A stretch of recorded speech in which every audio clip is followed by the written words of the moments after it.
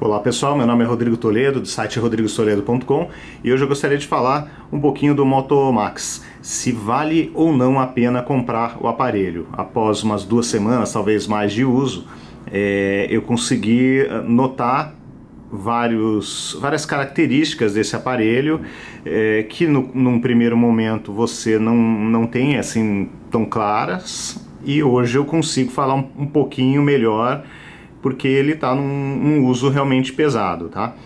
Então vamos falar primeiro do hardware.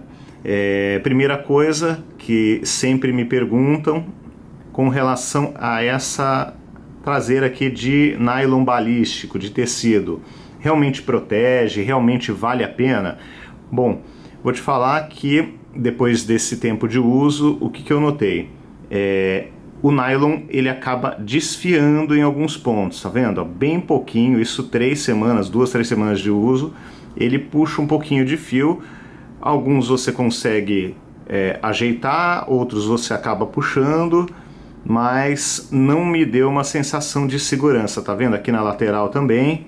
Então tem alguns pontos aqui nessa parte também, não sei se dá para enxergar, tá vendo? Aqui tem alguns pontos.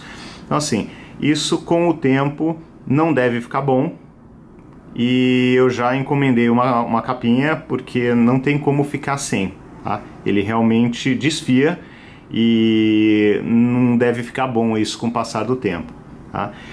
Continuando aqui no hardware, a tela é sensacional, a tela realmente é muito boa.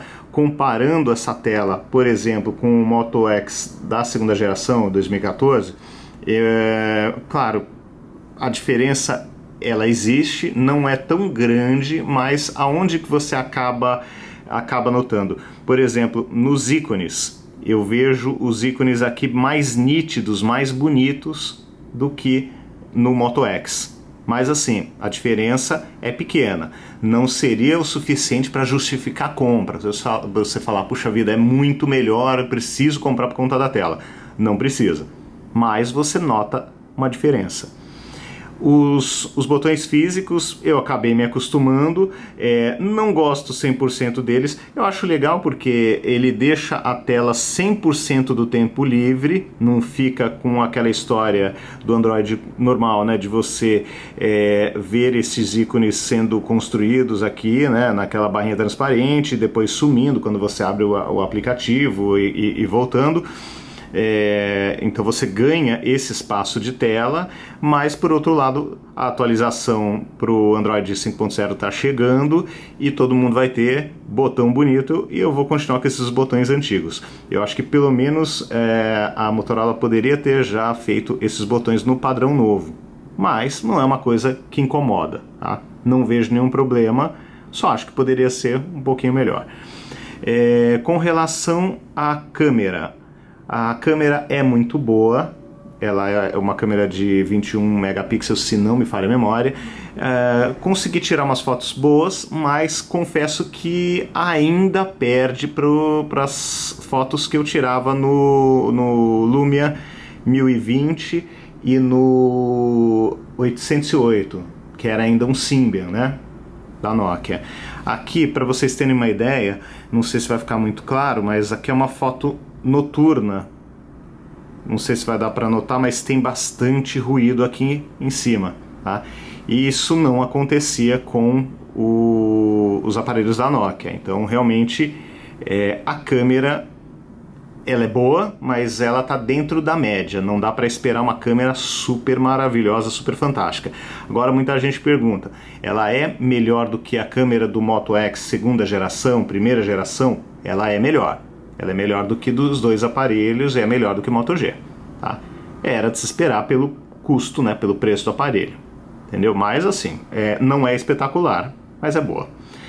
Outra coisa que sempre perguntam com relação ao som desse aparelho. No fone de ouvido eu achei ok, volume normal, nada assim de acrescentar, tá dentro do esperado.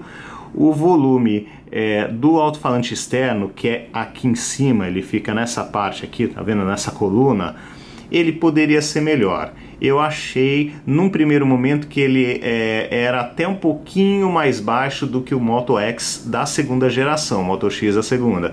Mas ele é parecido, mas não é super legal, não é um som assim super bom como o do Moto G, que eu sinto até que tem uma qualidade um pouquinho inferior, mas pelo menos é estéreo.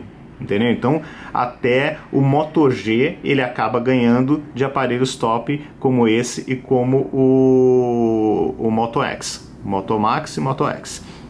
Mas também ok, tá dentro do esperado, não é um som baixo, dá para ouvir numa boa, sem grandes problemas. Outra pergunta que todo mundo faz: bateria.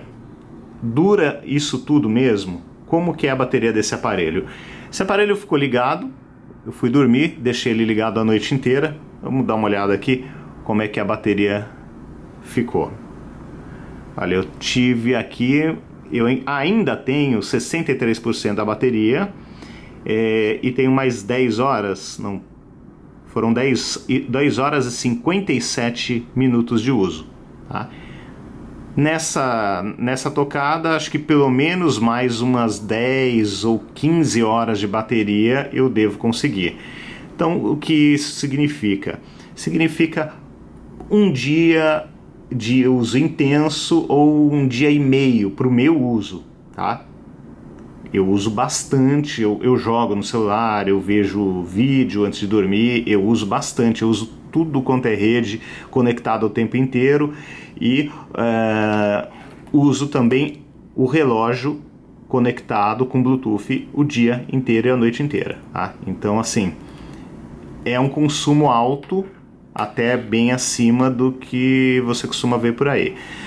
Eu já ouvi alguns relatos de amigos, né, comentaram que num uso mais leve, diminuindo um pouco a luz, de repente até desligando o Wi-Fi ou rede 3G, 4G, quando você está dentro ou fora de casa, dá para melhorar e dá para chegar aí nas 40 horas. Mas, de uma maneira geral, para o meu uso, ele não chega.